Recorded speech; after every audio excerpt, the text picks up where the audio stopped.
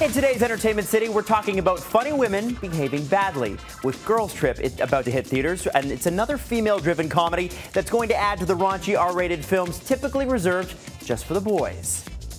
I think it should be much more frequent that we get to see films like this because we get to see ourselves, but also people get to see how we can get down. We haven't hung in 5 years. I miss you guys. We need a girls' trip. Nights of partying, hookups, and bad decisions, all led by women. Girls Trip is a big scene portrayal of sisterhood, complete with raunch and revelry. Smell like Hennessy and booty sweat up in here. We done found our tribe. While this is the first time we're seeing all of the lead characters played by black women in an unapologetically R-rated comedy, female-fronted, raunchy movies have slowly been finding their ways into the cinema, although they're still often greeted with a lot more skepticism than their male counterparts. That may be attributed to the fact that bawdy female comedians still seem like a box office novelty because they're a lot less common. In fact, the top 25 highest-grossing R-rated comedies of all time include plenty of male-fronted raunch fests, Deadpool, The Hangover 1 and 2, Wedding Crashers, and 22 Jump Street. The only female-driven entry? You guessed it, Bridesmaids.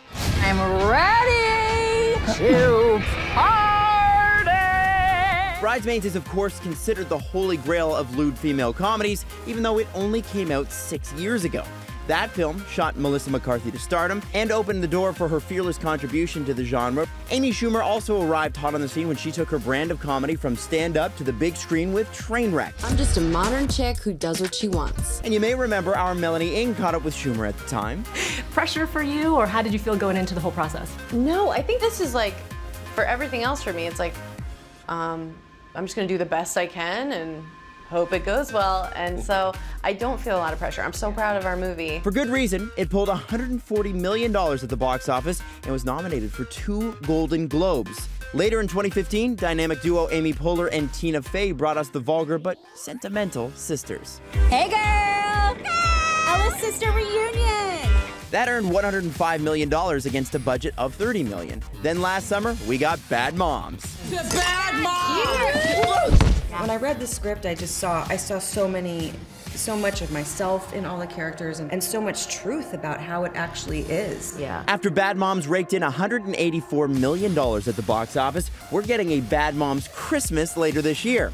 Of course, they haven't all been hits. This summer is a prime example. Schumer's Snatch, co-starring Goldie Hawn, came and went with a lot less buzz than Trainwreck. And even worse was the bachelorette party gone wrong comedy Rough Night, which was met with indifference and only $35 million at the box office. So now, Girls Trip.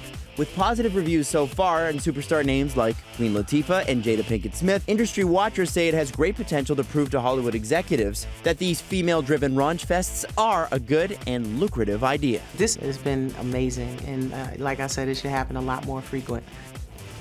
And it's a big weekend at the box office. Girls Trip going up against Dunkirk for the top spot this weekend, so it's going to offer that lighter alternative to Christopher Nolan's war thriller.